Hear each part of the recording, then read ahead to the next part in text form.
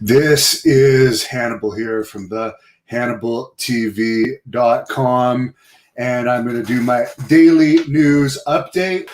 A lot of people, probably 150 to 200 people, have messaged me that last night AEW Dynamite did a show where Cody Rhodes lost the TNT title, which technically I already won by default, to Brody Lee, and everyone is like, Hannibal, are you going to challenge Brody Lee? Hannibal, are you going to challenge Brody Lee? No, Brody Lee does not have an open challenge. He is not an AEW executive. He's an AEW employee. The only reason I challenged Cody Rhodes was because he had an open challenge and a gimmick where he was wrestling independent wrestlers. Obviously, he wasn't going to take my challenge. We exposed it as being fake.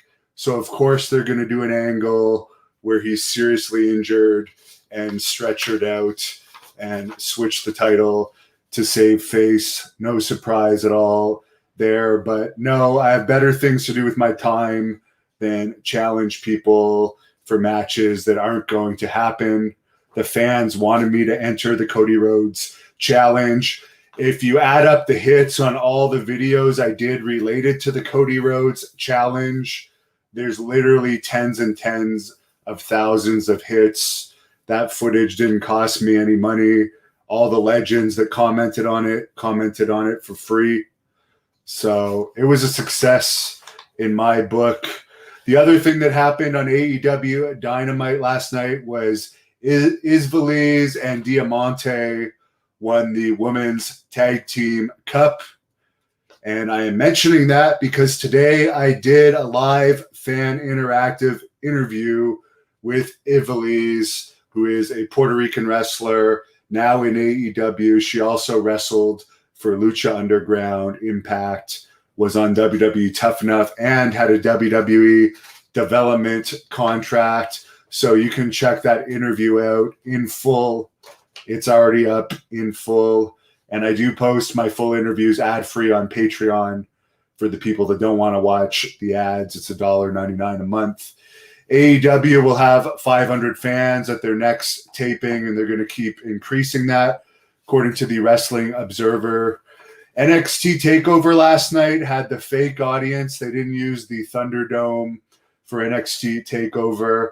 Apparently, they've still been using fake audio with the Thunderdome on SmackDown, and the fake audience cheering that they've been pumping in on Friday night for SmackDown that did a 0.6 rating didn't always match the action that was happening in the ring. So it'll be interesting to see how long WWE waits before they start letting real audience members into their shows, because the fake audiences are just brutal. When I see those fake people cheering and the developmental wrestlers saying, this is awesome, I just think that's horrible. Karrion Kross, also known as Killer Kross, I have an interview with him on this channel. In my opinion, he is the best wrestler in the WWE right now. He won the NXT Championship last night from Keith Lee, who had a very short reign, although Karrion Kross did have a legitimate shoulder injury in that match that he is supposed to get an MRI for tomorrow. Highly suggest everyone check out my interview with Karrion Kross on this channel. Congratulations to him. That's the best move WWE has done in a while, making him champion. Hopefully that shoulder injury doesn't derail him too much. Pat McAfee, who's a former football player and YouTuber, wrestled Adam Page in a match on NXT that had good reviews. But apparently they were saying that he had only trained 2 weeks for the match. And he did a full match with Adam Page.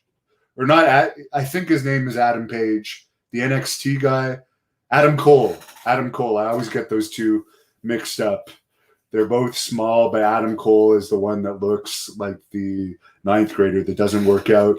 But anyways, there was some bad feedback because people were saying, for a guy that supposedly only wrestled for 2 weeks, how is he able to go in a full match with a supposed NXT champion that was NXT champion for like over a year. And a guy that's only trained for 2 weeks can go with him for that long. And also, it was a tape match, so obviously they can do re-edits of mistakes and cut it up the way that they film it, because there wasn't a real audience there. It was just the developmental wrestlers.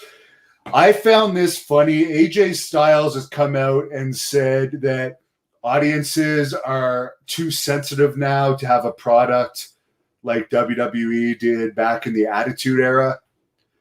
And I find that funny because it's not that audiences are too sensitive. It's that WWE is too corporate to actually go against the sensitive people. There could still be an ECW out there that just doesn't give a fuck about the sensitive people and still puts out the controversial content. But because WWE is so corporate, they won't do that. And that's why the product will just continue to suck, among other reasons. UFC officially announced Colby Covington versus Tyrone Woodley. It's going to be a free fight on September 19th, not a pay-per-view. Daniel Cormier against Stipe Miocic, as I already mentioned in my Wrestling Observer review this week, did very disappointing numbers.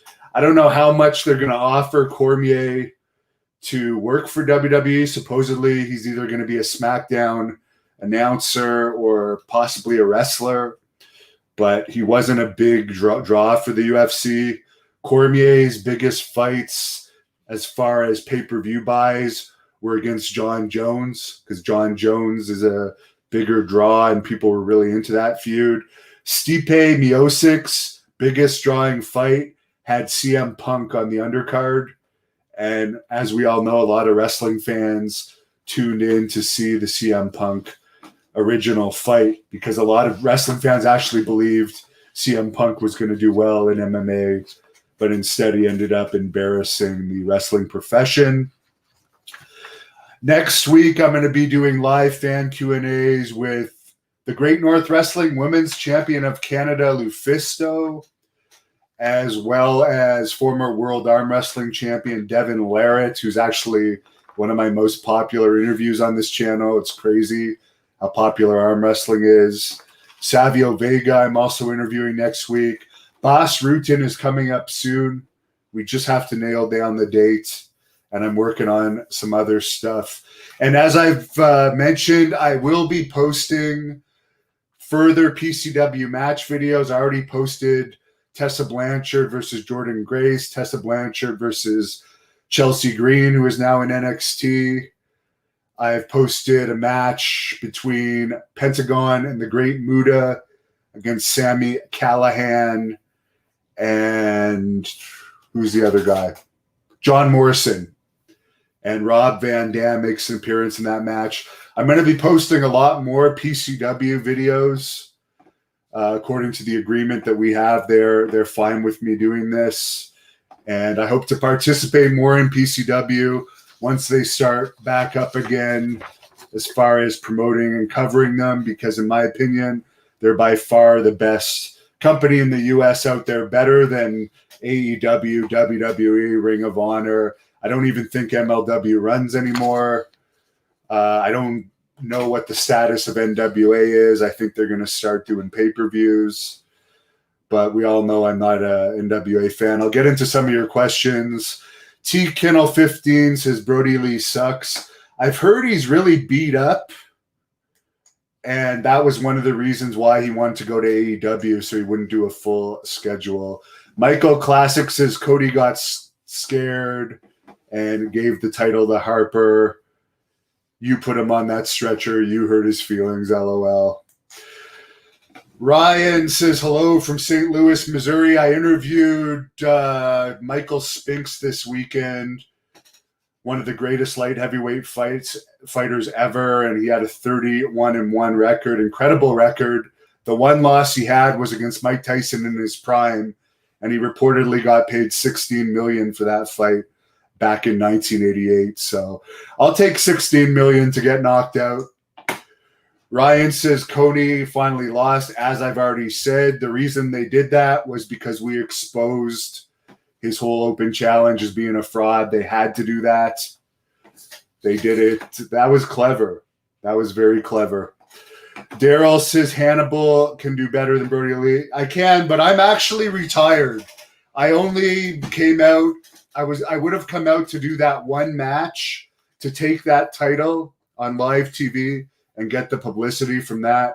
But I'm very happy as a reporter. I'm doing excellent on YouTube. And I thank all the fans for their continued support.